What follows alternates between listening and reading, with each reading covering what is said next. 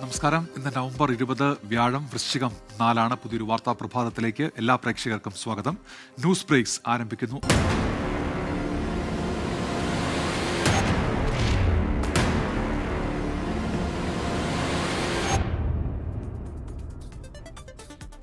നമസ്കാരം. ന്യൂസ് ബ്രേക്സിലേക്ക് വിശദമായി. ഇന്നത്തെ വാർത്താ ദിനത്തിലെ പ്രധാനപ്പെട്ട വാർത്തകളുമായി 24 പ്രതിനിധികൾ വിവിധ മേഖലകളിൽ നിന്ന് ചേരുകയാണ്. ശബരിമലയിൽ നിന്ന് MG പ്രതീഷ്, തിരുവനന്തപുരത്ത് നിന്ന് മേഘന മുരളി, ഡൽഹിയിൽ നിന്ന് ബൽറാം നെടുങ്ങാടി, കൊച്ചിയിൽ നിന്ന് S ശ്യാംകുമാർ, കോഴിക്കോട് നിന്ന് ഷഹദ് റഹ്മാൻ എന്നിവരാണ് ചേരുന്നത്. ആദ്യം ശബരിമലയിലേക്കാണ്. MG പ്രതീഷ് ചേരുന്നുണ്ട്. Pratheesh, good morning. ഇന്ന് എന്താണ് ശബരിമലയിലെ സ്ഥിതി? കഴിഞ്ഞ ദിവസങ്ങളിലൊക്കെ ഉണ്ടായ വലിയ തിരക്ക്, ഇന്നെന്താണ് സന്നിധാനത്തെ അവസ്ഥ? MG പ്രതീഷ്.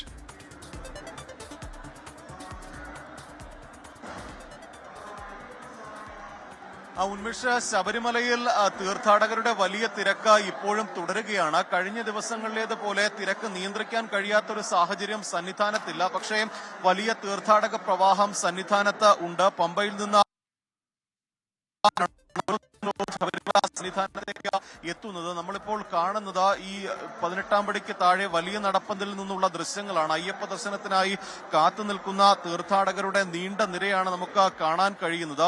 കൂടുതൽ ഇന്ന് 70,000 തീർത്ഥാടകർ വെർച്വൽ ക്യൂ വഴി ബുക്ക് ചെയ്ത ദിവസമാണ്. അതിനു പുറമെ സ്പോട്ട് ബുക്കിംഗ് ഉണ്ട്. പക്ഷേ ഇന്ന് മുതൽ സ്പോട്ട് ബുക്കിംഗിന് കർശന നിയന്ത്രണം ദേവസ്വം ബോർഡും പോലീസും ഏർപ്പെടുത്തിയിട്ടുണ്ട്. ഹൈക്കോടതിയുടെ നിർദ്ദേശപ്രകാരം 5000 തീർത്ഥാടകർക്ക് മാത്രമായിരിക്കും സ്പോട്ട് ബുക്കിംഗ് വഴി പ്രവേശനം അനുവദിക്കുന്നത്. ഈ കൂടുതൽ തീർത്ഥാടകരെ നിയന്ത്രിക്കാനാണ് ക്രമീകരണം ഏർപ്പെടുത്തിയിട്ടുള്ളത്. ശബരിമലയിൽ തീർത്ഥാടക പ്രവാഹമാണ്. ഇന്നും ഭക്തജന തിരക്കാണ്. എല്ലാ തീർത്ഥാടകർക്കും സുഗമമായ ദർശനം ഉറപ്പാക്കുമെന്ന് പോലീസ് അറിയിച്ചിട്ടുണ്ട്. MG പ്രതീഷാണ് സന്നിധാനത്തെന്ന് വിവരങ്ങൾ നൽകിയത്.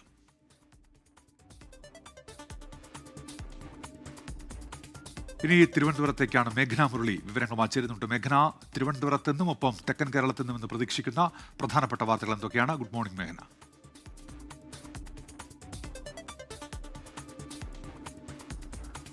Good morning. അതിൽ പ്രധാനമായും തദ്ദേശ തിരഞ്ഞെടുപ്പ് തന്നെയാണ്. സംസ്ഥാനത്തുടനീളം അതുപോലെ തന്നെ തെക്കൻ കേരളത്തിലും വാദപ്രതിവാദങ്ങളുമായി തദ്ദേശ തിരഞ്ഞെടുപ്പ് ഒരുക്കങ്ങൾ തുടങ്ങിക്കഴിഞ്ഞു. അതിൽ പ്രധാനമായും മുന്നണികളൊക്കെ ഒരു നിയമസഭാ തെരഞ്ഞെടുപ്പിനോണം പോണം ഒരു വാദങ്ങളും വിവാദങ്ങളും ഉണ്ട്. അതുപോലെ തന്നെ രാഷ്ട്രീയ ആരോപണങ്ങളും നിലനിൽക്കുന്നുണ്ട്. അതിൽ തിരുവനന്തപുരം കോർപ്പറേഷനിലും UDF-ഉം BJP-യും ഇടതുമുന്നണിയും കോർപ്പറേഷൻ പിടിച്ചെടുക്കാനുള്ള തയ്യാറെടുപ്പുകളും തുടങ്ങിക്കഴിഞ്ഞു. നാളെയാണ് നോമിനേഷൻ കൊടുക്കാനുള്ള അവസാന തീയതി. ഇന്നുകൂടി ഇല്ലെങ്കിൽ ഇന്നും നാളെയും മുന്നണികൾ നോമിനേഷൻ കൊടുക്കാനുള്ള ഒരു തത്രപ്പാടിലായിരിക്കും. അതിനുശേഷം 22-നാണ് സൂക്ഷ്മ പരിശോധന നടക്കുക. നവംബർ 24-നാണ് സ്ഥാനാർത്ഥിത്വം പിൻവലിക്കാനുള്ള അവസാന തീയതി. ശേഷം തിരുവനന്തപുരം മുതൽ എറണാകുളം വരെ ഡിസംബർ 9-നും അതുപോലെ തന്നെ ബാക്കി ജില്ലകളിൽ ഡിസംബർ 11-നും തിരഞ്ഞെടുപ്പ് നടക്കും. അങ്ങനെ ഇന്നും നാളെയും മുന്നണികളൊക്കെ അതീവ ജാഗ്രതയിൽ ഈ നാമനിർദ്ദേശക പത്രിക കൊടുക്കാനുള്ള ഒരു ഒരുക്കങ്ങളിൽ തന്നെയാണ്. അതിൽ തിരുവനന്തപുരത്തെ സംബന്ധിച്ചിടത്തോളം പ്രധാനമായും ഈ മുട്ടട വാർഡും പ്രധാനപ്പെട്ട വാർത്താ കേന്ദ്രമാണ്, അല്ലെങ്കിൽ ചർച്ചാ വിഷയം തന്നെയാണ്. ഇന്നലെയാണ് മുട്ടടയിലെ കോൺഗ്രസ് സ്ഥാനാർത്ഥി വൈഷ്ണവ് സുരേഷുമായി ബന്ധപ്പെട്ട ഒരു വിവാദം അവസാനിക്കുന്നത്. അതിൽ ഈ മുട്ടടയിലെ വൈഷ്ണവ് സുരേഷിന്റെ ഒരു സ്ഥാനാർത്ഥിത്വവുമായി ബന്ധപ്പെട്ട അനിശ്ചിതത്വം നീങ്ങുന്നത് ഇന്നലെയാണ്. അതിൽ വൈഷ്ണവ് സുരേഷിന് മത്സരിക്കാം. അങ്ങനെ കുറച്ചുകൂടി ഊർജ്ജത്തിൽ പ്രചരണം ശക്തമാക്കാനാണ് കോൺഗ്രസ് ലക്ഷ്യമിടുന്നത്. ഇതിൽ ഈ വോട്ടർ പട്ടികയിൽ നിന്ന് വോട്ട് വെട്ടിയ കാര്യങ്ങളിലടക്കം അതൊരു രാഷ്ട്രീയമാണ്, അല്ലെങ്കിൽ CPM രാഷ്ട്രീയം കളിച്ചു എന്നടക്കമുള്ള ആരോപണങ്ങളാണ് ഇനി കോൺഗ്രസ് പ്രചരണ വിഷയമാക്കാൻ സാധ്യതയുള്ളത്. കാരണം അതിൽ ഈ കഴിഞ്ഞ 5 ദിവസങ്ങളായി സ്ഥാനാർത്ഥി ഈ പ്രചരണം നിർത്തിവെച്ചിട്ടുണ്ടായിരുന്നു. അതിനുശേഷം ഇന്നലെ സംസ്ഥാന തെരഞ്ഞെടുപ്പ് കമ്മീഷന്റെ ഒരു ഉത്തരവ് വന്നതോടുകൂടി തന്നെയാണ് വീണ്ടും ഈ ഒരു പ്രചരണം പുനരാരംഭിച്ചിട്ടുള്ളത്. അങ്ങനെ ഒരു 24 വയസ്സുകാരിയായിട്ടുള്ള പെൺകുട്ടിയുടെ സ്ഥാനാർത്ഥി പട്ടികയിൽ നിന്ന് പേര് വെട്ടിയത് രാഷ്ട്രീയമാണ്. അങ്ങനെ 25 വർഷമായി ഇടതുമുന്നണി ഭരിക്കുന്ന മുട്ടട ഡിവിഷൻ പിടിച്ചെടുക്കാനാണ് കോൺഗ്രസിന്റെ ഒരു പ്രചരണ ആയുധം എന്ന് പറയുന്നത്. എന്നാൽ ഇതൊന്നും ബാധിക്കില്ല, അല്ലെങ്കിൽ ഇത് ഈ ഒരു വിഷയമോ വിവാദമോ ബാധിക്കില്ലെന്ന് ഇടതുമുന്നണിയും അതുപോലെ തന്നെ BJP-യും പറയുന്നുണ്ട്. അങ്ങനെ ഒരു സ്റ്റാർ മണ്ഡലമായി മുട്ടട മാറുന്നു. അങ്ങനെ തിരുവനന്തപുരം കോർപ്പറേഷനിലെ എല്ലാ മണ്ഡലങ്ങളിലും ശക്തമായ ഒരു ത്രികോണ പോര് കാണാനുണ്ട് എന്നുള്ളതാണ്. അങ്ങനെ തെക്കൻ കേരളത്തിലെ ഏറ്റവും പ്രധാനപ്പെട്ട വിഷയമായി തദ്ദേശ തിരഞ്ഞെടുപ്പ് മാറുകയും ചെയ്യുന്നു. മറ്റൊരു വിഷയം എന്ന് പറയുന്നത് ഈ ശബരിമല സ്വർണ്ണക്കൊള്ള കേസിൽ അന്വേഷണം പുരോഗമിക്കുന്നു എന്നുള്ളതാണ്. പ്രത്യേക അന്വേഷണ സംഘമാണ് ഇപ്പോൾ അന്വേഷണം നടത്തുന്നത്. അത് കഴിഞ്ഞ ദിവസം സന്നിധാനത്തടക്കം എത്തി SIT അന്വേഷണം നടത്തുകയും ശാസ്ത്രീയ പരിശോധന നടത്തുകയും ചെയ്തിട്ടുണ്ടായിരുന്നു. ഈ ശാസ്ത്രീയ പരിശോധനയുടെ ഫലവും നിർണായകമാകുമെന്ന കാര്യത്തിൽ സംശയമില്ല. അതിൽ അന്വേഷണ പുരോഗതി വിലയിരുത്തുന്നതിനായി ഇന്ന് SIT യോഗം ചേരുമെന്നും അറിയുന്നുണ്ട്. അതിനുശേഷമായിരിക്കും ഈ ഒരു അന്വേഷണത്തിന്റെ അടുത്ത ഘട്ടത്തിലേക്ക് പോകുന്നുണ്ടാവുക. അതിൽ ഈ സന്നിധാനത്ത് നിന്ന് സ്വർണ്ണപ്പാളിയുടെയും അതുപോലെ തന്നെ കട്ടിളപ്പാളിയുടെയും ഒക്കെ ശാസ്ത്രീയ പരിശോധന നടത്തിയിരുന്നു. അതിന്റെ ഒരു ഫലം കൂടി ഇന്ന് അറിയാൻ സാധിക്കും. അതുപോലെ തന്നെ മുരാരി ബാബുവിന്റെ ജാമ്യാപേക്ഷയിലുള്ള വാദവും ഇന്ന് കൊല്ലം വിജിലൻസ് കോടതിയിൽ തുടരുന്നുണ്ട്. അതിൽ പ്രധാനമായും പ്രോസിക്യൂഷൻ വാദിക്കുക ഈ സ്വർണ്ണപ്പാളി വിവാദത്തിലും അതുപോലെ തന്നെ കട്ടിളപ്പാളി കേസിലും മുരാരി ബാബു പ്രതിയാണ്, അതുകൊണ്ട് തന്നെ മുഖ്യ പ്രതിയാണ്, അതുകൊണ്ട് തന്നെ ജാമ്യം നൽകരുത് എന്നുള്ളതാണ് പ്രോസിക്യൂഷന്റെ വാദം. എന്നാൽ മുരാരി ബാബു ഇന്നലെ തന്നെ കോടതിയിൽ വാദിച്ചിട്ടുണ്ടായിരുന്നത് താൻ ഉദ്യോഗസ്ഥ എന്ന നിലയിൽ തന്റെ ജോലി മാത്രമാണ് ചെയ്തത്, മറ്റു കാര്യങ്ങളൊന്നും തനിക്ക് പങ്കില്ല എന്നുള്ള കാര്യമാണ് മുരാരി ബാബുവും പറയുന്നത്. അങ്ങനെ മുരാരി ബാബുവിന്റെ ജാമ്യാപേക്ഷയിൽ ഇന്നൊരു തീരുമാനമുണ്ടാകും. അതുപോലെ തന്നെ ഇന്ന് N വാസുവിനെ കസ്റ്റഡിയിൽ ലഭിക്കുമെന്ന് കൂടി പ്രത്യേക അന്വേഷണ സംഘം കണക്ക് കൂട്ടുന്നുണ്ട്. മേഘന മുരളിയാണ് വിവരങ്ങൾ നൽകിയത്. തിരുവനന്തപുരത്ത് നിന്ന് ഷഹദ് റഹ്മാൻ കോഴിക്കോട് നിന്ന് ചേരുന്നുണ്ട്. Shahad, good morning. VM വിനുവിന് പകരക്കാരനായ സ്ഥാനാർത്ഥി വരേണ്ട ദിവസമാണ്. മറ്റെന്തൊക്കെ വാർത്തകൾ കോഴിക്കോട് നിന്ന് വടക്കൻ കേരളത്തിൽ നിന്ന്? ഷഹദ്.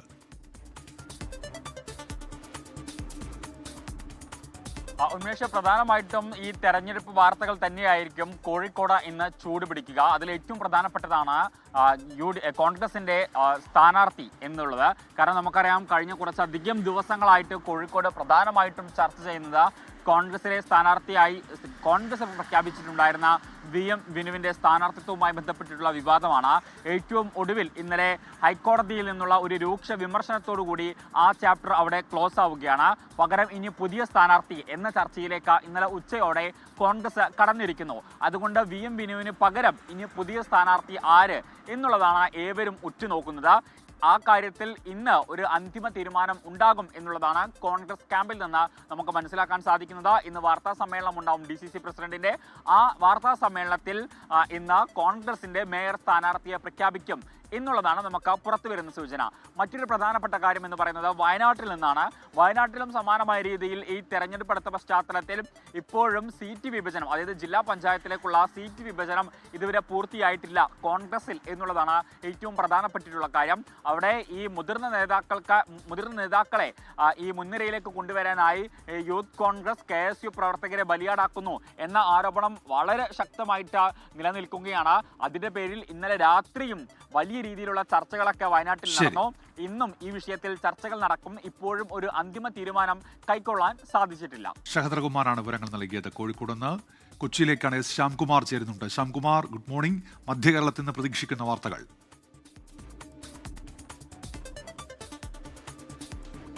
ഇന്ന് മധ്യകേരളത്തിൽ ഏറ്റവും പ്രധാനപ്പെട്ട വിഷയമായി വരുന്നത് നടി ആക്രമിക്കപ്പെട്ട കേസിൽ ഇന്ന് കോടതി എന്ന് വിധി പറയുമെന്ന തീയതി പ്രഖ്യാപിക്കുമെന്നുള്ളതാണ്. കേസിന്റെ വിചാരണ അവസാന ഘട്ടത്തിൽ എത്തി നിൽക്കുകയാണ്. ദിലീപ് ഉൾപ്പെടെ 14 പേർ പ്രതിയായ കേസിന്റെ വിചാരണയാണ് അതിന്റെ അവസാന ഘട്ടത്തിൽ. ഒരുപക്ഷെ ഇന്ന് ഈ കേസിൽ അന്തിമ വിധി എന്നായിരിക്കുമെന്ന് കോടതി ഡേറ്റ് തീരുമാനിക്കാൻ സാധ്യതയുണ്ട്. പൾസർ സുനിയാണ് ഈ കേസിലെ മുഖ്യപ്രതി. ഏതായാലും രാവിലെ ഈ കേസ് പരിഗണിക്കുന്നുണ്ട്. രണ്ടാമത്തേത് ED ഉദ്യോഗസ്ഥനെതിരായ പരാതി നൽകിയ കശുവണ്ടി വ്യവസായി അനീഷ് ബാബുവിന്റെ മുൻകൂർ ജാമ്യാപേക്ഷ ഇന്ന് കോടതി പരിഗണിക്കുന്നുണ്ട്. നേരത്തെ ഇയാളുടെ സ്വത്തടക്കം ED കണ്ടുകെട്ടുകയും ചെയ്തിരുന്നു. ഇതിനു പിന്നാലെയാണ് ED രജിസ്റ്റർ ചെയ്ത കേസിൽ മുൻകൂർ ജാമ്യം തേടി ഇയാൾ ഹൈക്കോടതിയെ സമീപിച്ചിരിക്കുന്നത്. ഈ കേസും ഇന്ന് പരിഗണിക്കും. ഇയാൾ നൽകിയ പരാതിയിൽ വിജിലൻസ് ED ഉദ്യോഗസ്ഥനെ പ്രതി ചേർത്തുകൊണ്ട് കേസ് രജിസ്റ്റർ ചെയ്യുകയും ചെയ്തിരുന്നു. മൂന്നാമതായി ഇന്ന് ഇടുക്കി വാഴത്തോപ്പിൽ ഇന്നലെയുണ്ടായ ദുരന്തത്തിൽ മരിച്ച 4 വയസ്സുകാരിയുടെ സംസ്കാര ചടങ്ങുകൾ ഇന്ന് രാവിലെ 11 മണിക്ക് നടക്കും. അതേ അപകടത്തിൽ പരിക്കേറ്റ മറ്റൊരു 3 വയസ്സുകാരി ഇപ്പോഴും ചികിത്സയിലാണ്. കേസിൽ സ്കൂൾ ഡ്രൈവർക്കെതിരായിട്ട് മനഃപൂർവ്വമല്ലാത്ത നരഹത്യയ്ക്ക് കേസെടുത്തിരുന്നു. ഇന്ന് പ്രതിയോട് സ്റ്റേഷനിൽ ഹാജരാകാൻ നിർദ്ദേശവും നൽകിയിട്ടുണ്ട്.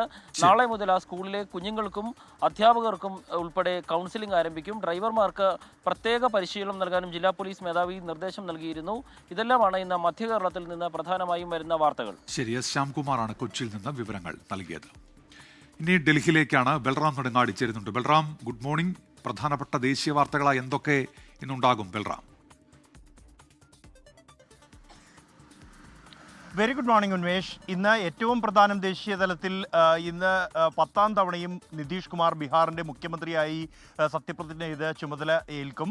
അതിൽ പ്രധാനമന്ത്രി നരേന്ദ്രമോദി, ആഭ്യന്തരമന്ത്രി അമിത്ഷാ, കൂടാതെ BJP ദേശീയ അധ്യക്ഷൻ JP നദ്ദ, കൂടാതെ NDA ഭരിക്കുന്ന സംസ്ഥാനങ്ങളിലെ മുഖ്യമന്ത്രിമാർ അടക്കമുള്ളവർ ഈ ചടങ്ങിൽ പങ്കെടുക്കുന്നുണ്ട്. ഒരു വലിയ ചടങ്ങായി ഇത് നടത്താനുള്ള തീരുമാനത്തിൽ തന്നെയാണ് NDA സഖ്യം ഉള്ളത്. ഇന്ന് രാവിലെ 11:30 ഈ ചടങ്ങ് നടക്കുക. ഇതോടൊപ്പം ദേശീയ തലത്തിൽ ശ്രദ്ധേയമായ മറ്റൊരു ചരിത്രപരമായ തീരുമാനം കൂടി ഇന്ന് സുപ്രീം കോടതിയിൽ നിന്നും വരാനുണ്ട്. അത് പ്രസിഡന്റ് റഫറൻസിൽ സുപ്രീം കോടതിയുടെ തീരുമാനം റിപ്പോർട്ട് ഇന്ന് ഉണ്ടാകും. അപൂർവമായി മാത്രമാണ് ചരിത്രത്തിൽ ഭരണഘടനയുടെ 143 അനുച്ഛേദത്തിലുള്ള അധികാരം ഉപയോഗിച്ചുകൊണ്ട് രാഷ്ട്രപതി സുപ്രീം കോടതിയോട് റഫറൻസ് തേടാറുള്ളത്. അത്തരത്തിൽ ഈ സമീപകാലത്ത് ഉണ്ടായ തമിഴ്നാട് കേസിലെ ഗവർണർമാർക്കും രാഷ്ട്രപതിമാർക്കും ബില്ലുകളിൽ തീരുമാനമെടുക്കാനുള്ള സമയപരിധി നിശ്ചയിച്ചുകൊണ്ടുള്ള ഉത്തരവിന്റെ ഒരു പശ്ചാത്തലത്തിലാണ് ഇത്തരത്തിൽ ഒരു പ്രസിഡന്റ് റഫറൻസ് ഉണ്ടായത്. 11 ദിവസം നീണ്ടുനിന്ന വാദപ്രതിവാദങ്ങൾക്കൊടുവിലാണ് ചീഫ് ജസ്റ്റിസ് BR ഗവായ് ഇന്ന് ഇക്കാര്യത്തിൽ തീരുമാനമെടുക്കുന്നത്. വിധിക്ക് ശേഷം ഇത് റിപ്പോർട്ടാക്കി രാഷ്ട്രപതി ഭവന് അയച്ചു നൽകും. എന്താണ് അതിൽ സുപ്രീം കോടതിയുടെ തീരുമാനം എന്നുള്ളത് ഏറെ നിർണായകമായ ഒന്നാണ്. മറ്റൊന്ന് ഡൽഹി സ്ഫോടനവുമായി ബന്ധപ്പെട്ട് തന്നെയാണ്. ഈ വിഷയത്തിൽ പാക് അധീന കശ്മീരിലെ മുൻ പ്രധാനമന്ത്രി അതിൻ്റെ ഉത്തരവാദിത്തം, അതിന് പാകിസ്ഥാനുള്ള പങ്ക് ഉൾപ്പെടെ ഏറ്റെടുത്തിരിക്കുന്നു. ഇത്തരത്തിൽ ബലൂചിസ്ഥാനിൽ സംഘർഷം തുടരുന്ന പശ്ചാത്തലത്തിൽ കശ്മീരിലും ഡൽഹിയിലും ഇത്തരത്തിൽ ആക്രമണം ഉണ്ടാകുമെന്ന് താൻ മുന്നറിയിപ്പ് നൽകിയിരുന്നുവെന്നും അത് ഇപ്പോൾ ധീരരായ തങ്ങളുടെ ആളുകൾ ചെയ്തു കാണിച്ചിരിക്കുന്നു എന്നുമാണ് അദ്ദേഹം പരാമർശം നടത്തിയിരിക്കുന്നത് സഭയിൽ നടത്തിയ പ്രസംഗത്തിൽ. ഒപ്പം തന്നെ പാക് പ്രതിരോധ മന്ത്രി ഖാജ ആസിഫും സമാനമായ പ്രസ്താവനകൾ, ഇന്ത്യയുടെ ഭാഗത്തു നിന്നും ഒരു ആക്രമണം ഉണ്ടായേക്കുമെന്നുള്ള ആശങ്കയാണ് പങ്കുവച്ചിരിക്കുന്നത്. ഒരു ദീർഘകാല യുദ്ധത്തിനുള്ള സാഹചര്യം ഇന്ത്യയുടെ ഭാഗത്തു നിന്നുണ്ടാകാം എന്നാണ് അദ്ദേഹം പറഞ്ഞിരിക്കുന്നത്. പ്രത്യേകിച്ച് കരസേനാ മേധാവി സമീപകാലത്ത് നടത്തിയ പരാമർശം ഈ ഓപ്പറേഷൻ സിന്ദൂറിൽ നടന്നത് 88 മണിക്കൂർ മാത്രം നീണ്ടുനിന്ന ഒരു ട്രെയിലർ മാത്രമാണ് എന്ന് പറഞ്ഞിരുന്നു. ഇതിന്റെ ഒരു പശ്ചാത്തലത്തിൽ കൂടിയാണ് ഇത്തരത്തിൽ ഒരു പ്രതികരണം പാക് പ്രതിരോധ മന്ത്രിയുടെ ഭാഗത്തു നിന്നുണ്ടായിരിക്കുന്നത്. ശരി, ബൽറാം നെടുങ്ങാടിയാണ് വിവരങ്ങൾ നൽകിയത്. RSS മേധാവി മോഹൻ ഭഗവത് ഇന്ന് മണിപ്പൂർ സന്ദർശിക്കും. മണിപ്പൂർ കലാപം ആരംഭിച്ച ശേഷമുള്ള ആദ്യ സന്ദർശനമാണ്. 3 ദിവസത്തേക്കാണ് സന്ദർശനം. RSS ശതാബ്ദി ആഘോഷങ്ങളുടെ ഭാഗമായാണ് മോഹൻ ഭാഗവത് മണിപ്പൂരിലെത്തുന്നത്. സംഘർഷബാധിത മേഖലകളിലെ ജനങ്ങൾ, പൗരപ്രമുഖർ എന്നിവരുമായും മോഹൻ ഭാഗവത് കൂടിക്കാഴ്ച നടത്തും. ഡൽഹി ചാവേർ ആക്രമണത്തിന് പിന്നിൽ അഫ്ഗാനിസ്ഥാൻ പാക് അധീന കശ്മീർ കേന്ദ്രീകരിച്ച ജെയ്ഷെ ശൃംഖല എന്ന് കണ്ടെത്തൽ. ആക്രമണത്തിന് നിർദ്ദേശം നൽകിയ 3 പേരെ തിരിച്ചറിഞ്ഞു. ഭീകര സംഘത്തിലെ പ്രധാനികൾ ഫൈസൽ, ഇഷ്ഫാഖ് ഭട്ട്, ഡോക്ടർ ഉഗാസ എന്നിവരാണെന്നും കണ്ടെത്തി. ബൽറാം നെടുങ്ങാടി ചേരുന്നുണ്ട് ഇപ്പോൾ ഡൽഹിയിൽ നിന്ന്.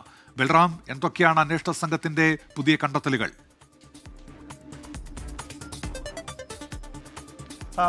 ഉന്മേഷ്, ഡൽഹി സ്ഫോടനവുമായി ബന്ധപ്പെട്ടുള്ള അന്വേഷണത്തിൽ അതിന് പാകിസ്ഥാനുമായും ഒപ്പം തന്നെ ഈ അഫ്ഗാനിസ്ഥാനുമായും ബന്ധമുണ്ട് എന്നുള്ള നിർണായക വിവരമാണ് അന്വേഷണ ഏജൻസികൾക്ക് ലഭിച്ചിരിക്കുന്നത്.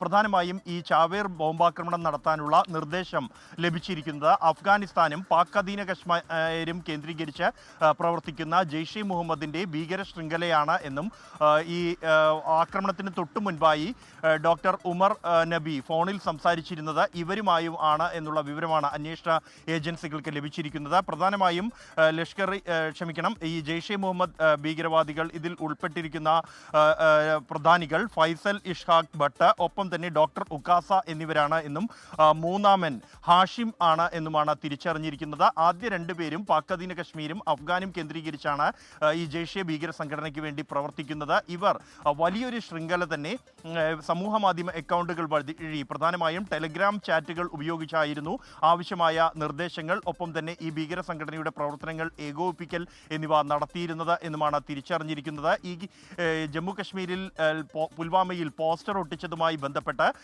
അറസ്റ്റിലായ ആദ്യ 3 പേരിൽ നിന്നും ലഭിച്ച വിവരങ്ങളുടെ അടിസ്ഥാനത്തിലാണ് ഇവരിലേക്ക് അന്വേഷണം എത്തിയത് എന്നാണ് ജമ്മു കശ്മീർ പോലീസും കേന്ദ്ര ഏജൻസികളുമായി ബന്ധപ്പെട്ട് ലഭിക്കുന്ന വിവരം. ഈ പോസ്റ്റർ ഉൾപ്പെടെ അയച്ചു നൽകിയത് ഇത്തരത്തിലുള്ള ഇന്ത്യക്ക് പുറത്തു നിന്നുള്ള ഈ ജെയ്ഷെ ഹാൻഡ്ലർമാരായിരുന്നു എന്നും ഇവർ നൽകിയ പോസ്റ്റർ അത് മൊബൈൽ ഫോണിൽ ഡൗൺലോഡ് ചെയ്യുകയും തുടർന്ന് വീട്ടിലുള്ള പ്രിന്ററിൽ പ്രിന്റ് ചെയ്ത് പതിപ്പിക്കുകയായിരുന്നു ഈ ജെയ്ഷെ ബന്ധമുള്ള കശ്മീർ സ്വദേശികൾ 3 പേർ എന്നുമാണ് അന്വേഷണ ഏജൻസികൾക്ക് വ്യക്തമായിരിക്കുന്നത്. എന്തായാലും ഈ ഡൽഹി ചെങ്കോട്ടയ്ക്ക് സമീപമുണ്ടായ ചാവേർ ബോംബ് ആക്രമണത്തിൽ അതിന് പിന്നിൽ വിദേശ ശക്തികൾക്ക് അല്ലെങ്കിൽ വിദേശത്തു നിന്നുള്ള പാകിസ്ഥാൻ കേന്ദ്രീകരിച്ചുള്ള ഭീകരർക്ക് പങ്കുണ്ട് എന്നതിന്റെ വ്യക്തമായ തെളിവുകളാണ് അന്വേഷണ ഏജൻസികൾക്ക് ലഭിച്ചിരിക്കുന്നത്. ശരി, ബൽറാം നെടുങ്ങാടിയാണ് വിവരങ്ങൾ നൽകിയത്. ശബരിമലയിൽ സ്പോട്ട് ബുക്കിംഗ് വഴിയെത്തുന്ന തീർത്ഥാടകർക്ക് ഇന്നു മുതൽ കർശന നിയന്ത്രണം. മണ്ഡല മകരവിളക്ക് തീർത്ഥാടനത്തിനായി ശബരിമല നട തുറന്ന ശേഷം ഇതുവരെ 3.5 ലക്ഷത്തോളം ഭക്തരാണ് ദർശനം നടത്തിയത്. MG പ്രതീഷ് ഉണ്ട് സന്നിധാനത്ത് നിന്ന്. പ്രതീഷ്, വിവരങ്ങൾ. ഉന്മേഷ്, ശബരിമലയിൽ തീർത്ഥാടകരുടെ ഒഴുക്ക് തുടരുകയാണ്. ഇന്നു മുതൽ ചില നിയന്ത്രണങ്ങൾ തീർത്ഥാടകർക്ക് ഏർപ്പെടുത്തിയിട്ടുണ്ട്. അത് ശബരിമല സന്നിധാനത്തെയും പമ്പയിലെയും തിരക്ക് നിയന്ത്രിക്കുന്നതിന്റെ ഭാഗമായാണ് 5000 തീർത്ഥാടകർക്ക് മാത്രമായിരിക്കും സ്പോട്ട് ബുക്കിംഗ് വഴി ഇന്ന് ദർശനം അനുവദിക്കുന്നത്. ഹൈക്കോടതിയുടെ നിർദ്ദേശപ്രകാരമാണ് തിങ്കളാഴ്ച വരെ ആ നിയന്ത്രണം ഏർപ്പെടുത്തിയിരിക്കുന്നത്. ഈ സന്നിധാനത്ത് നിലവിൽ തീർത്ഥാടകരുടെ തിരക്ക് നിയന്ത്രണ വിധേയമാണ്. കൃത്യമായി ഈ തിരക്ക് നിയന്ത്രിച്ചുകൊണ്ടാണ് തീർത്ഥാടകരെ പമ്പയിൽ നിന്ന് സന്നിധാനത്തേക്ക് കടത്തിവിടുന്നത്. ഇതുവരെ 3.5 ലക്ഷത്തോളം തീർത്ഥാടകർ സന്നിധാനത്ത് ദർശനം നടത്തി മടങ്ങി എന്നതാണ് പോലീസിന്റെ ഔദ്യോഗിക കണക്ക് അറിയിക്കുന്നത്. ഈ ഒരുപാട് സമയം കാത്തു നിൽക്കേണ്ട ഒരു സാഹചര്യം നിലവിലില്ല. 3-4 മണിക്കൂർ പരമാവധി കാത്തുനിന്ന് ഈ തീർത്ഥാടകർ ദർശനം നടത്തി മടങ്ങുന്നുണ്ട്. കഴിഞ്ഞ ദിവസങ്ങളിലൊന്നും അതായിരുന്നില്ല ശബരിമലയിലെ സാഹചര്യം. എന്തായാലും അന്ന് ഉണ്ടായ ഒരു തിരക്ക്, ക്രമാതീതമായ തിരക്ക് കണ്ടുകൊണ്ട് തന്നെയാണ് വലിയ നിയന്ത്രണങ്ങൾ ഇപ്പോൾ ദേവസ്വം ബോർഡ് ഏർപ്പെടുത്തിയിരിക്കുന്നത്. സ്പോട്ട് ബുക്കിംഗ് വഴി എത്തുന്ന തീർത്ഥാടകർക്ക് ആ ദിവസം ദർശനം ലഭിച്ചില്ലെങ്കിൽ അത് മറ്റൊരു ദിവസത്തേക്ക്, അടുത്ത ദിവസത്തേക്ക് ദർശനം നൽകുമെന്നതാണ് ദേവസ്വം ബോർഡ് അറിയിച്ചിരിക്കുന്നത്. അങ്ങനെ എത്തുന്ന തീർത്ഥാടകർക്ക് താമസിക്കാൻ, തങ്ങാനുള്ള കൂടുതൽ സൗകര്യങ്ങൾ ഈ നിലയ്ക്കൽ ഏർപ്പെടുത്തുന്നുണ്ട്. ഒപ്പം നിലയ്ക്കലിൽ കൂടുതൽ സ്പോട്ട് ബുക്കിംഗ് കൗണ്ടറുകളും ഇതിനോടകം തന്നെ ദേവസ്വം ബോർഡ് ആരംഭിച്ചിട്ടുണ്ട്. കാനനപാത വഴിയും കൂടുതൽ തീർത്ഥാടകർ ശബരിമലയിലേക്ക് എത്തുന്നുണ്ട്. പ്രതിദിനം 5000 തീർത്ഥാടകരെയാണ് കാനനപാത വഴി ശബരിമലയിലേക്ക് കടത്തിവിടുന്നത്. രാവിലെ 7 മണി മുതൽ സത്രത്തിൽ നിന്ന് തീർത്ഥാടകരെ ശബരിമല സന്നിധാനത്തേക്ക് കടത്തിവിടുന്നുണ്ട്. അങ്ങനെ ഈ പല കാനനപാത വഴിയും പമ്പ വഴിയും എത്തുന്ന തീർത്ഥാടകർക്ക് എല്ലാവിധ സൗകര്യങ്ങളും ഒരുക്കും എന്നതാണ് ദേവസ്വം ബോർഡ് അറിയിച്ചിരിക്കുന്നത്. നേരത്തെ ഉണ്ടായിരുന്ന പോരായ്മകളൊക്കെ തന്നെ പരിഹരിച്ചുകൊണ്ട് കുറ്റമറ്റ രീതിയിൽ തീർത്ഥാടനം മുന്നോട്ട് പോകും എന്നതാണ് നിലവിൽ ദേവസ്വം ബോർഡും അറിയിക്കുന്നത്. സാധാരണഗതിയിലുള്ള ഒരു തിരക്ക് മാത്രമാണ് നിലവിൽ സന്നിധാനത്ത് ഉള്ളത്. MG പ്രതീഷാണ് വിവരങ്ങൾ നൽകിയത്. തെരഞ്ഞെടുപ്പ് വാർത്ത വരുന്നു. ആലപ്പുഴ മുനിസിപ്പാലിറ്റിയിൽ LDFന്റെ ഔദ്യോഗിക സ്ഥാനാർത്ഥിക്കെതിരെ മത്സരിക്കാൻ DYFI നേതാവ്, CPIMന്റെയും DYFIയുടെയും വിവിധ ചുമതലകൾ വഹിക്കുന്ന ഷാഹിദ ഉനൈസാണ് മത്സര രംഗത്തേക്ക് ഇറങ്ങുന്നത്. കൂടിയാലോചനകൾ ഇല്ലാതെ ഘടകകക്ഷിയായ ജനതാദളിന് സീറ്റ് നൽകിയതാണ് പൊട്ടിത്തെറിക്ക് കാരണം. DYFI മേഖലാ ട്രഷറർ, ജനാധിപത്യ മഹിളാ അസോസിയേഷൻ മേഖലാ ജോയിന്റ് സെക്രട്ടറി, ADS ചെയർപേഴ്സൺ, പുരോഗമന കലാസാഹിത്യ സംഘം യൂണിറ്റ് സെക്രട്ടറി തുടങ്ങി പാർട്ടിയുടെ പ്രധാനപ്പെട്ട സ്ഥാനങ്ങൾ വഹിക്കുന്ന ഷാഹിദയാണ് ആലപ്പുഴ വലിയമരം വാർഡിലെ വിമത സ്ഥാനാർത്ഥി. പ്രാദേശിക നേതൃത്വത്തോട് കലഹിച്ചാണ് സ്ഥാനാർത്ഥിത്വം. ജനതാദളിന് ഒരാൾ പോലും ഇവിടെ ഇല്ല. ജനതാദളിൻ്റെ കഴിഞ്ഞ പ്രാവശ്യം നിന്ന സ്ഥാനാർത്ഥി ഉൾപ്പെടെ CPMലേക്ക് പോയി. ഇപ്പോൾ ഒരു പാർട്ടി മെമ്പർമാർ പോലും ജനതാദളിനില്ല. CPMന് ഒരു സീറ്റ് പോലും ഇപ്രാവശ്യം നമുക്ക് തരാതെ ജനതാദളിന് കൊടുക്കുകയായിരുന്നു. അത് ഇവിടെയുള്ള പ്രാദേശിക നേതാക്കളുടെ ഇടപെടലാണ്. പാർട്ടി പ്രവർത്തകർ ഞങ്ങളുടെ ഒപ്പം തന്നെയാണ്, മാത്രമല്ല ജനങ്ങളും ഞങ്ങളുടെ ഒപ്പം തന്നെയാണ്. ജനതാദൾ സ്ഥാനാർത്ഥി സജിത അസറിന് വേണ്ടി പ്രചാരണത്തിന് ഇറങ്ങില്ലെന്നും ഷാഹിദയ്ക്ക് പിന്തുണ നൽകുമെന്നുമാണ് LDF വാർഡ് കമ്മിറ്റിയുടെ നിലപാട്. ഞാനാണ് വലുതെന്നുള്ള ഭാവം കൊണ്ട് വേറെ ആരും ഒന്നും പൊങ്ങിപ്പോരുതെന്നുള്ള ഒരു ഇതാണ് കാണിച്ചത്. അതിനെതിരെയുള്ള ഞങ്ങളുടെ ഒരു പ്രതിഷേധം മാത്രമല്ല, പാർട്ടിയോടുള്ള വെല്ലുവിളിയൊന്നുമല്ല. പാർട്ടിക്കാർ തെറ്റിദ്ധരിക്കപ്പെട്ടിരിക്കുകയാണ്. വിജയം 100% ഉറപ്പാണ്. നല്ലവരായ ഈ വലിയമരത്തെ എല്ലാ ആൾക്കാരും ഞങ്ങളെ അറിയാവുന്നവരാണ്. ഇപ്പം നിൽക്കുന്ന ഒരു സ്ഥാനാർത്ഥിയും ഈ പൊതുരംഗത്ത് പ്രവർത്തിക്കുന്നവരല്ല. വിമത സ്ഥാനാർത്ഥിത്വം പിൻവലിപ്പിക്കാനുള്ള ശ്രമത്തിലാണ് CPM ജില്ലാ നേതൃത്വം. RJDക്ക് കൊടുത്ത സീറ്റിനകത്തോട്ട് ചെറിയ തർക്കമായിട്ട് വന്നിരിക്കുന്നുണ്ട്. അത് മാറും, അതൊക്കെ മാറും, പിന്നെ അതൊക്കെ മാറിപ്പോകും. LDFൽ ഔദ്യോഗിക സ്ഥാനാർത്ഥി പ്രഖ്യാപനം പൂർത്തിയായ സ്ഥിതിക്ക് സ്ഥാനാർത്ഥിയെ മാറ്റാനുള്ള സാധ്യതകൾ വിരളമാണ്. 24 ആലപ്പുഴ. തിരുവനന്തപുരം ശ്രീപത്മനാഭസ്വാമി ക്ഷേത്രത്തിൽ 6 വർഷത്തിലൊരിക്കൽ നടക്കാറുള്ള മുറജപത്തിന് തുടക്കം. 56 ദിവസം നീണ്ടു നിൽക്കുന്ന മുറജപത്തിനൊടുവിൽ ലക്ഷദ്വീപാർച്ചനയും നടക്കും. ജനുവരി 14 ലക്ഷദ്വീപ്.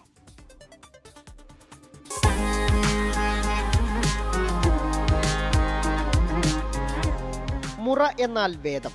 വേദമന്ത്ര പാരായണമാണ് മുറജപം. രാജ്യാഭിവൃദ്ധിക്കും പ്രജാക്ഷേമത്തിനുമായി അനിഴം തിരുനാൾ മാർത്താണ്ഡവർമ്മയാണ് ശ്രീപത്മനാഭസ്വാമി ക്ഷേത്രത്തിൽ മുറജപത്തിനും ലക്ഷദീപത്തിനും തുടക്കം കുറിച്ചത്. 8 ദിവസം 7 മുറകളിലായി 56 ദിവസം മുറജപം നീണ്ടു നിൽക്കും. ഇത്തവണ അഥർവം കൂടി ചേർത്ത 4 വേദങ്ങളും ജപിക്കും. തിരുവിതാംകൂർ രാജവംശം നൂറ്റാണ്ടുകൾക്ക് മുമ്പ് ആരംഭിച്ച യാഗമാണിത്. 6 വർഷം കൂടുമ്പോഴാണ് മുറജപം നടക്കാറുള്ളത്. ഋഗ്വേദം, യജുർവേദം, സാമവേദം എന്നിവ ക്രമമായി നടന്നു വരുന്നു. 7 ദിവസം കഴിഞ്ഞ് 8ാമത്തെ ദിവസത്തെ മന്ത്രജപത്തിനൊടുവിലാണ് മുറശവേലിയും നടക്കുന്നത്. മുറജപത്തിൽ പങ്കെടുക്കാൻ ശൃംഗേരി, ഉടുപ്പി, ഉത്രാദിമഠം, കാഞ്ചീപുരം എന്നീ മഠങ്ങളിൽ നിന്നുള്ള സന്യാസിമാർക്ക് പുറമെ വിവിധ ദേശങ്ങളിൽ നിന്നുള്ള ആയിരക്കണക്കിന് വേദപണ്ഡിതന്മാരും എത്തും. ഭക്തജനങ്ങളെ പങ്കെടുപ്പിച്ച 56 ദിവസവും ക്ഷേത്ര ശ്രീബലിപുരയിൽ വൈകിട്ട് 4 മുതൽ 5 വരെ പൊതു സഹസ്രനാമജപവും നടക്കും. ഭക്തർക്ക് വേദജ്ഞാനം പകരുന്നതിനായി 4 നടകളിലും വേദമണ്ഡപങ്ങളും സ്ഥാപിക്കും. പ്രശസ്ത കലാകാരന്മാർ നയിക്കുന്ന കലാപരിപാടികൾ കോർത്തിണക്കിയുള്ള വന്ദേ പത്മനാഭം എന്ന പരിപാടി മുറജപത്തിന്റെ ആരംഭ ദിനത്തിൽ പ്രശസ്ത നടൻ റാണ ദഗുപതി ഉദ്ഘാടനം ചെയ്യും. ജനുവരി 14 നടക്കുന്ന ലക്ഷദ്വീപത്തിൽ ഏകദീപാർച്ചനയിലൂടെ ഭക്തർക്കും പങ്കാളികളാകാം. മുറജപം ലക്ഷദ്വീപ ചടങ്ങുകൾക്ക് 6 കോടിയോളം രൂപയാണ് ചെലവ് പ്രതീക്ഷിക്കുന്നത്. പല നാടുകളിൽ നിന്നായി 25,000-ഓളം ഭക്തർ എത്തും. 24 തിരുവനന്തപുരം. യുക്രൈൻ യുദ്ധം അവസാനിപ്പിക്കാൻ അമേരിക്കയും റഷ്യയും പുതിയ സമാധാന പാക്കേജ് തയ്യാറാക്കിയതായ റിപ്പോർട്ടുകൾ. റഷ്യ കയ്യേറിയ പ്രദേശങ്ങൾ പലതും പാക്കേജിന്റെ ഭാഗമായി യുക്രൈൻ റഷ്യയ്ക്ക് വിട്ടുകൊടുക്കേണ്ടി വരും. യുക്രൈൻ യുദ്ധം അവസാനിപ്പിക്കുന്നതിനായുള്ള ചർച്ചകൾക്കായി അമേരിക്കൻ പ്രതിരോധ വകുപ്പ് ഉദ്യോഗസ്ഥർ യുക്രൈനിലെത്തിയിട്ടുണ്ട്.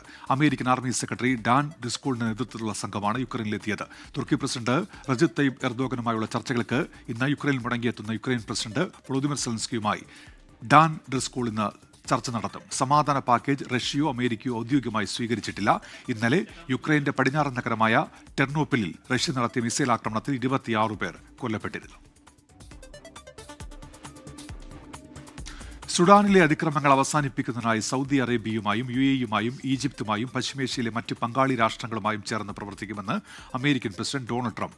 സൗദി കിരീടാവകാശി മുഹമ്മദ് ബിൻ സൽമാന്റെയും അറബ് രാജ്യങ്ങളുടെയും അഭ്യർത്ഥന മാനിച്ചാണ് സുഡാനിൽ ഇടപെടാൻ തീരുമാനിച്ചതെന്നും ട്രംപ് സമൂഹമാധ്യമമായ ട്രൂത്ത് സോഷ്യലിൽ വ്യക്തമാക്കി. കഴിഞ്ഞ 2.5 വർഷമായി സുഡാനിൽ സർക്കാർ സൈന്യമായ സുഡാൻ ആംഡ് ഫോഴ്സസും അർദ്ധസൈനിക വിഭാഗമായ റാപ്പിഡ് സപ്പോർട്ട് ഫോഴ്സസും തമ്മിൽ അധികാരത്തിനായി ആഭ്യന്തര യുദ്ധം നടക്കുകയാണ്. 1.5 ലക്ഷത്തോളം പേർ യുദ്ധത്തിൽ കൊല്ലപ്പെട്ടു എന്നാണ് റിപ്പോർട്ടുകൾ. ബംഗളൂരുവിൽ ATMൽ നിറയ്ക്കാൻ കൊണ്ടുപോയ 7 കോടി രൂപ തട്ടിയെടുത്ത കേസിൽ അന്വേഷണം ഊർജിതമാക്കി പ്രത്യേക സംഘം. ബണ്ണർഘട്ടയിലേക്ക് പോയ കാർ കേന്ദ്രീകരിച്ചാണ് അന്വേഷണം. സ്ഥലത്തെ CCTV ദൃശ്യങ്ങളും പോലീസ് ശേഖരിച്ചിട്ടുണ്ട്. HDFC ബാങ്കിൽ നിന്ന് ATMൽ നിറയ്ക്കാൻ കൊണ്ടുപോയ പണമാണ് ജയനഗർ അശോക് പില്ലറിന് സമീപത്ത് വെച്ച് കവർന്നത്. ആദായ നികുതി വകുപ്പ് ഉദ്യോഗസ്ഥർ എന്ന വ്യാജേന എത്തിയ സംഘമാണ് പണം കൊണ്ടുപോയത്. വാനിലെ പണവും ജീവനക്കാരെയും കാറിൽ കയറ്റി അല്പസമയം യാത്ര ചെയ്ത ശേഷം ജീവനക്കാരെ ബലം പ്രയോഗിച്ച് ഇറക്കിവിടുകയായിരുന്നു. വാനിലുണ്ടായിരുന്ന ജീവനക്കാരെയും പോലീസ് ചോദ്യം ചെയ്യുന്നുണ്ട്.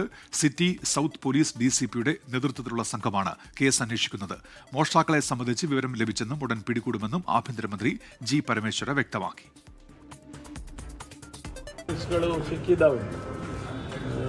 ಆದಷ್ಟು ಶೀಘ್ರವಾಗಿ ಅವ್ರನ್ನ ಹಿಡಿತೇವೆ. ಅದು ಆಗಬಾರ್ದಿತ್ತು.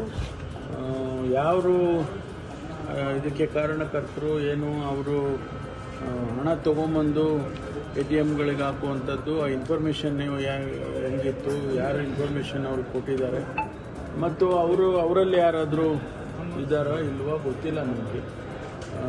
ನಾವು ಸೀರಿಯಸ್ ಆಗಿ ತೊಗೊಂಡು ಇದನ್ನು ಮಾಡ್ತಾ ಇದ್ದೀವಿ. ಒಂದಷ್ಟು ಲೀಡ್ಸ್ ಸಿಕ್ಕಿದೆ. ವೆಹಿಕಲ್ಲು ಅವರು ಬಂದಿರೋ ವೆಹಿಕಲ್ಲು ಇವ್ರ ವೆಹಿಕಲ್ಲಿಂದ ಹಣ ತೊಗೊಂಡು ಆ ವೆಹಿಕಲ್ಸ್ನ ತೊಗೊಂಡು.